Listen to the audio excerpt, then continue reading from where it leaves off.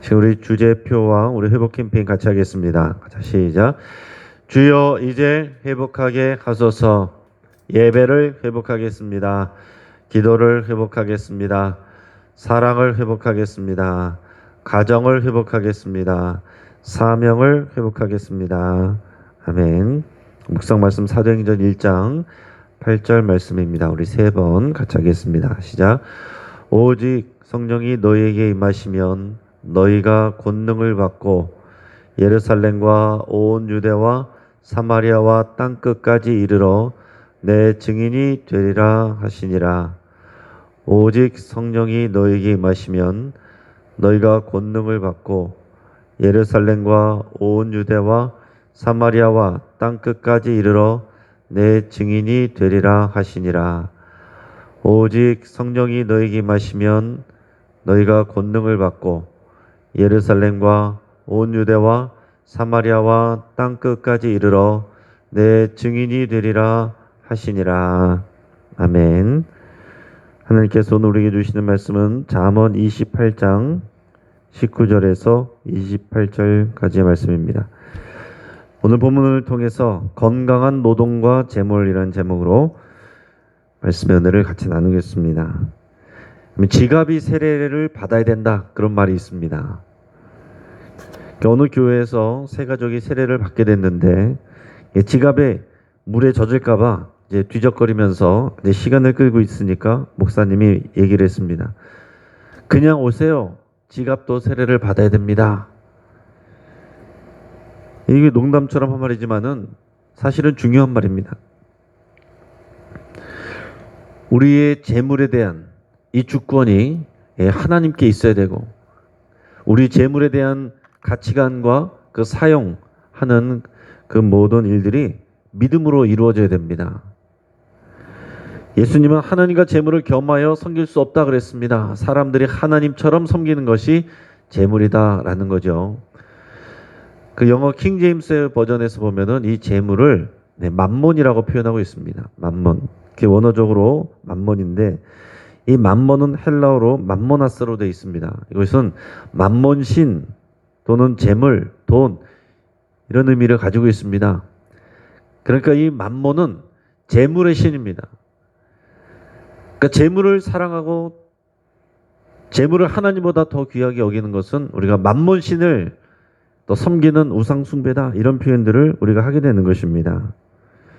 재물, 또 돈, 우리가 노동, 이런 것에 대한 성경적인 관점과 우리가 신앙을 갖지 아니하면 신앙에 대한 가치관하고 돈에 대한 가치관이 따로 놀게 됩니다.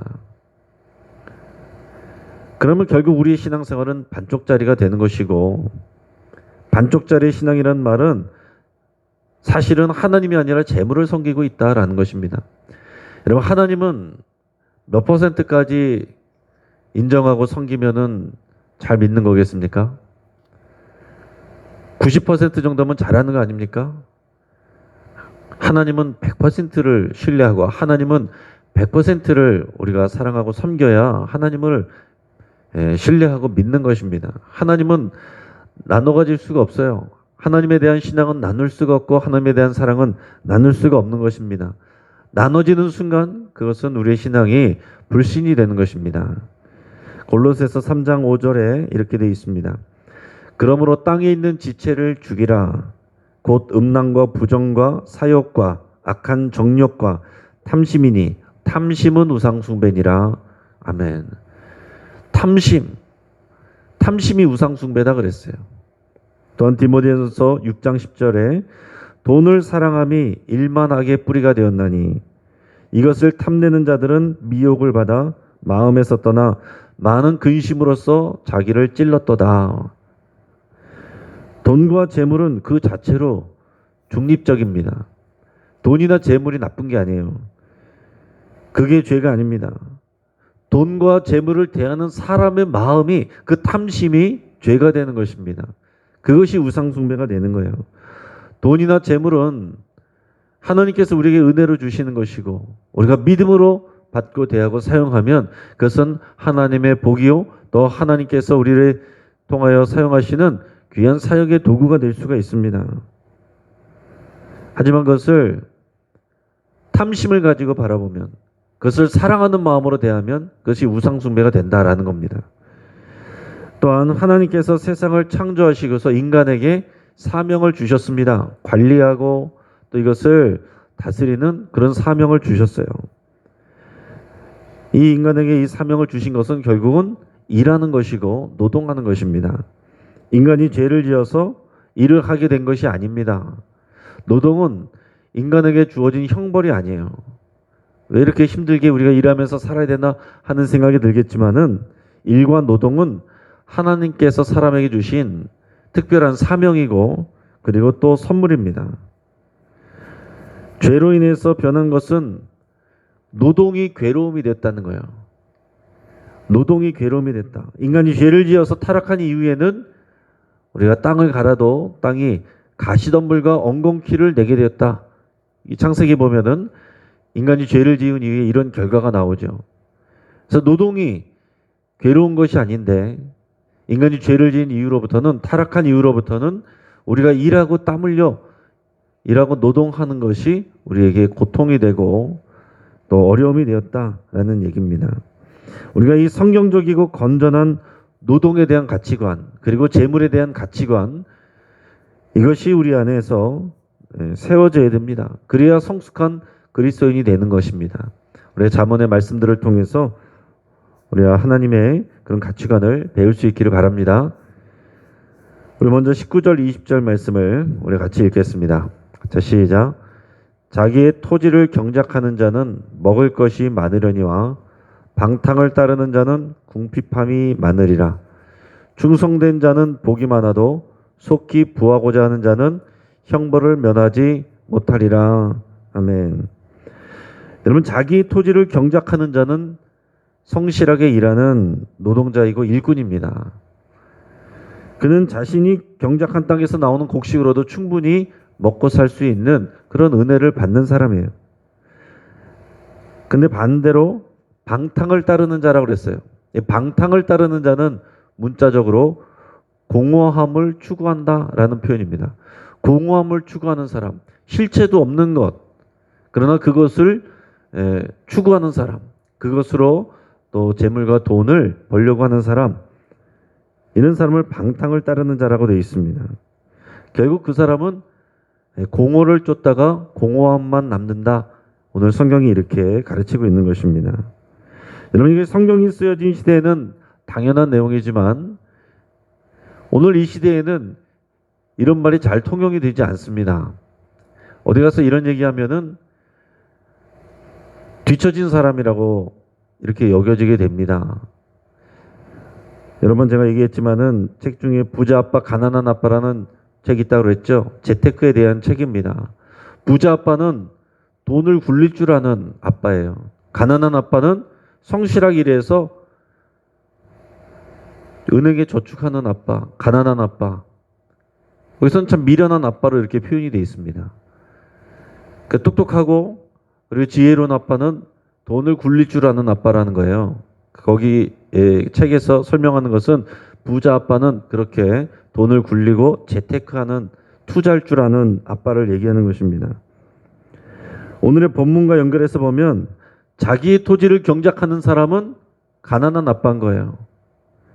그리고 방탕을 따르는 자, 공허함을 추구하는 자는 오늘 이 시대에는 부자 아빠가 되는 것입니다. 이 부자 아빠, 가난한 아빠의 저자가 최근에 젊은 사람들에게 인기 있는 이 비트코인이 최대의 규모로 버블이 형성되고 있다, 이렇게 얘기를 했습니다. 그러니까 거품이라는 거죠. 거품이 굉장히 커졌다라는 것입니다. 그리고 이 비트코인이야말로 실체가 없는 재물입니다. 이게 손으로 쥐어지는 그런 현금이 아니에요. 가상화폐, 가상으로만 있는 것입니다.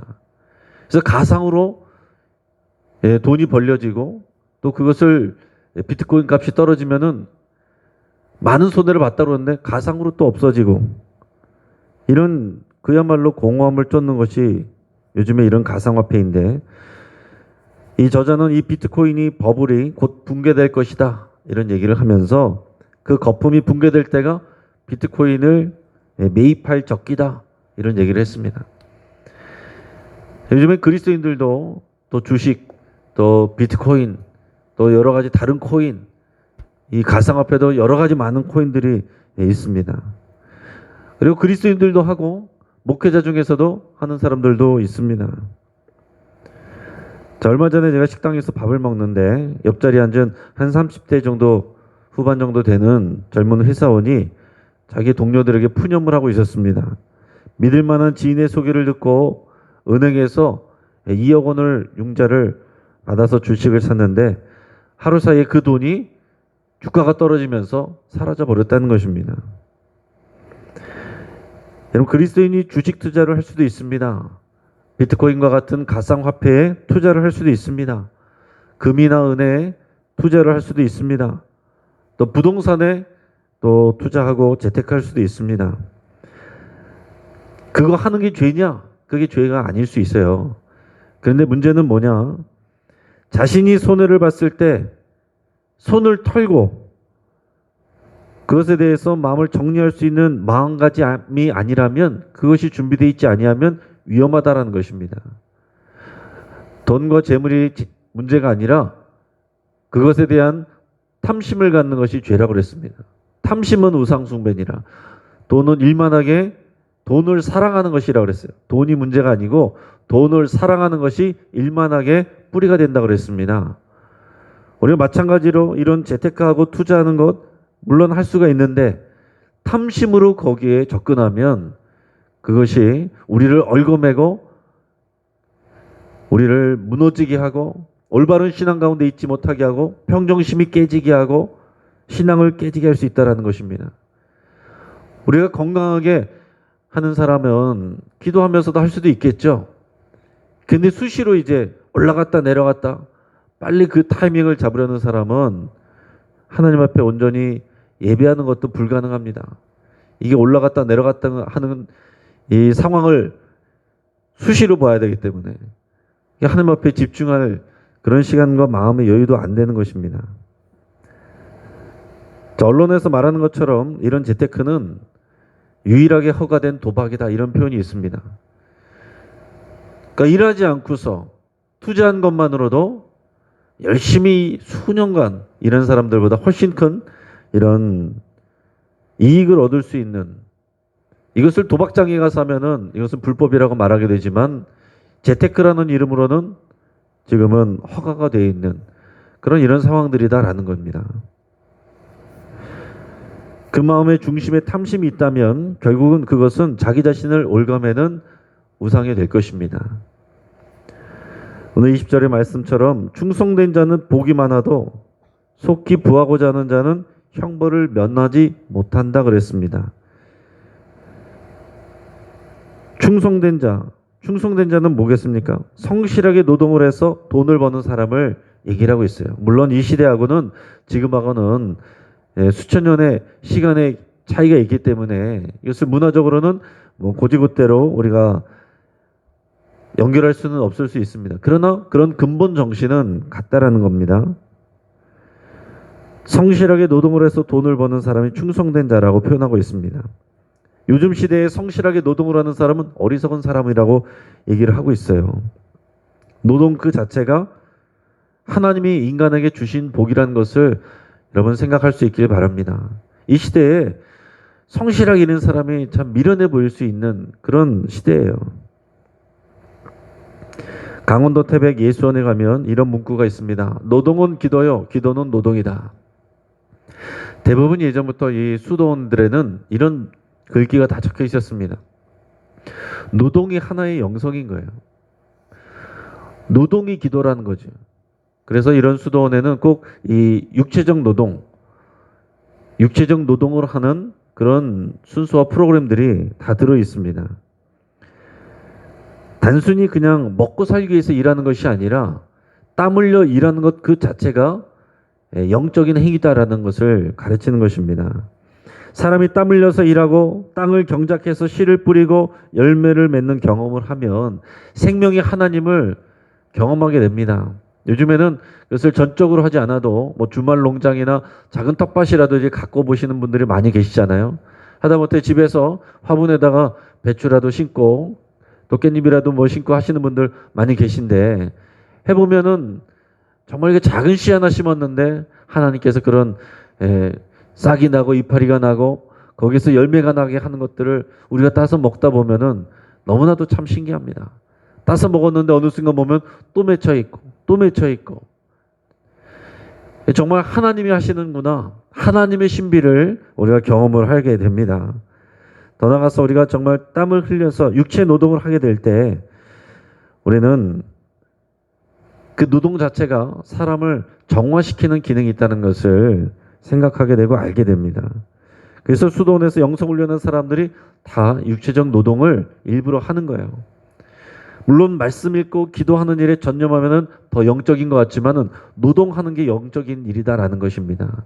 그래서 모든 노동하는 일을 통해서 오히려 하나님 앞에 우리의 모든 내 안에 있는 더러운 것들, 욕심들, 탐심들 이런 것들을 제거하는 하나님 앞에서 그 창조적인 원래의 모습으로 돌아가는 그런 프로그램으로서 노동을 대합니다.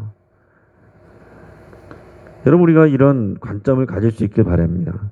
땀 흘려서 일할 때 우리 안에 있는 잡생각과 부정한 생각들이 정화되는 것을 우리가 느낄 수 있습니다. 그러니까 우리가 먹고 살기 위해서 우리가 억지로 일한다가 아니라 하나님께서 나에게 일할 수 있는 힘과 능력을 주셨다. 노동을 통해서 우리가 얻게 되는 재화, 재물 이것도 중요한 것이지만은 일할 수 있는 우리가 사명을 감당하는 우리가 그 일 자체가 우리에게 참 귀한 일이다라는 것을 우리가 여러분 고백할 수 있기를 바랍니다. 오늘 본문 22절 같이 한번 읽겠습니다. 자, 시작. 악한 눈이 있는 자는 재물을 얻기에만 급하고 빈궁이 자기에게로 임할 줄은 알지 못하느니라. 자, 악한 눈은 뭐겠습니까? 악한 눈은 재물을 얻기에만 급한 눈이 악한 눈이에요. 그 사람의 눈에는 재물이 하나님처럼 보이는 것입니다. 재물이 신처럼 보이는 눈. 그 탐심이죠. 탐심을 가지고 바라보는 눈입니다. 하나님이 이런 사람의 인생을 정화시키려고 할 때는 그에게 빈궁을 주실 수 있습니다. 그런 간증 많이 있습니다. 여러분들의 삶 속에서도 그런 간증이 있는 분들이 있으실 거예요. 내가 정말 하나님보다 재물을 사랑하고 재물 때문에 하나님께 기도하면서 정말 재물이 하나님인 것처럼 그렇게 살던 분들, 정말 세상에서 아주 극소수의 그런 부자로서 그렇게 살았던 분들이 신앙을 잃어버리고 살다가 그 재물을 다 잃어버리고서야 하나님 앞에 엎드리게 되고 기도하게 되고 그래서 영생을 받게 되는, 그리고 하나님 앞에 다시 신앙의 자리로 되돌아오게 되는 그런 간증들 많이 있습니다. 25절 말씀도 우리 이어서 읽겠습니다. 자, 시작. 욕심이 많은 자는 다툼을 일으키나 여호와를 의지하는 자는 풍족하게 되느니라. 아멘. 욕심이 많은 자, 특히 이 돈에 대해서 욕심이 많은 자는 다툼을 일으킨다 그랬어요. 이거 뭐 설명 안 해도 우리가 와 닿을 수 있습니다. 이 돈에 대한 욕심 때문에 이 동료들하고 또 우리가 같이 원만하게 지내기보다는 경쟁하고 서로 속이고 그러다가 다투고 이런 일들이 우리 주변에서도 얼마든지 있습니다. 돈과 재물에 대한 욕심이 많은 사람은 다른 사람과 쉽게 다툰다라는 거죠. 그 얘기는 뭡니까? 사람보다 돈을 더 귀하게 여기는 거예요. 그러니까 돈 때문에 사람하고 쉽게 다투게 되는 것입니다. 우리 형제 간에도 가족 간에도 돈 때문에 다투는 일들이 얼마든지 생깁니다. 가까운 친구들 간에서도 이 돈 문제 때문에 결국에는 깨지게 되고 또 갈등을 일으키게 되는 것을 많이 봅니다. 교회 안에서도 성도들끼리 친하니까 금전거래를 하게 되지만 그러나 그 일로 인해서 그 금전거래 안에서 다투게 되고 관계가 깨지고 믿음이 연약한 사람은 교회를 안 나오게 되는 일들이 어느 교회나 다 있습니다. 개인적인 일이라고 생각할 수 있지만 그것은 영적인 일이고 공동체에 영향을 주는 그런 일들이 되는 것입니다. 우리가 돈과 재물을 수호하면서 하나님의 칭찬과 복을 받기를 원한다면 마음 깊숙한 곳으로부터 이 믿음으로 여호와를 의지해야 된다라고 우리가 가르치고 있어요. 돈과 재물을 의지하는 것이 아니라 하나님을 의지하는 그 믿음이 있으면 우리가 돈과 재물이 우리에게 복이 될 수 있어요. 여러분, 이게 지혜입니다. 그러면은 하나님 앞에서 영적으로 지내려면 그러면 다 가난하기만 살아야 되느냐? 그게 아니란 얘기죠. 똑같은 돈과 재물이 있는데 이것을 하나님처럼 여기는 것이 아니라 이 돈과 재물을 주시는 하나님을 정말로 의지하고 사랑하면 하나님께서 돈과 재물을 우리에게 필요한 대로 주시고 사역의 도구로 주시고 하게 되는 것입니다. 내가 누리기 위해서, 내가 많이 소유하기 위해서, 남들보다 더 많은 것들을 사용하기 위해서 그런 욕심으로 구하는 것이 아니라 내가 여러 가지 하나님의 나라와 사업을 위해서, 이 교회를 위해서, 하나님의 영광을 위해서 내가 사용하기를 결단하고 그렇게 먼저 하나님 앞에 믿음을 보일 때 하나님께서 그런 사람을 채워주시지 어떤 사람을 채워주시겠습니까? 특별히 또 재물에 대해서 그런 은사가 있고 또 하나님께서 또 사용하시는 그런 사람들도 있어요. 중요한 것은 뭐냐? 중요한 것은 믿음으로 대하는 것이고 돈과 재물을 이 땅에서 내가 많이 소유한 것으로 내가 그것에 대한 가치를 두는 것이 아니고 하나님 나라와 가난한 사람들을 위해서 사용하여서 하나님 나라의 상급으로 쌓아놓는 사람, 자기 재물로 쌓아놓는 사람, 그 사람이 정말 지혜로운 것입니다. 요즘 각 교회나 또 그리스도인들마다 왕의 재정이라는 그런 강의와 또 그런 내용을 듣는 분들이 많이 있습니다. 그 내용 결국은 이 재정의 주인이 하나님이란 것을 고백하는 것이고, 그리고 이 땅에 그런 은행이나 그런 기관에다가 하는 것 이상으로 하나님 나라 위해서 그것을 사용할 때 그것을 적립하라는 거예요. 하늘에 쌓아놓는 그 상급을 쌓아놓을 때 하나님께서 우리에게 실제적인 재정적인 복을 준다라는 이제 그런 내용들입니다. 여러분, 이것은 우리가 실제적으로 우리가 경험이 될 수 있고 또 하나님께서 그렇게 일하십니다. 중요한 것은 하나님께서 내게 은혜와 많은 복을 주셔서 나를 부자 되게 하시면 하나님 위해서 일하겠습니다. 이게 아니라는 거예요. 내게 있는 것을 먼저 하나님께 드리고 하나님을 위해서 사용하고 가난한 사람들을 위해서 사용하면, 믿음으로 사용하면 거기에 하나님께서 더 부어주시는 것, 이게 하나님의 영적인 원리입니다. 오늘 27절 말씀 또 읽겠습니다. 자, 시작. 가난한 자를 구제하는 자는 궁핍하지 아니하려니와 못 본 채 하는 자에게는 저주가 크리라. 아멘. 가난한 자를 구제하는 자는 궁핍하지 않습니다. 왜냐하면 하나님께서 돌보시기 때문에 그렇습니다. 이게 영적인 원리이고, 그러나 이것은 믿음이 아니면, 건강한 믿음이 아니면 이것을 실천하기가 쉽지가 않습니다.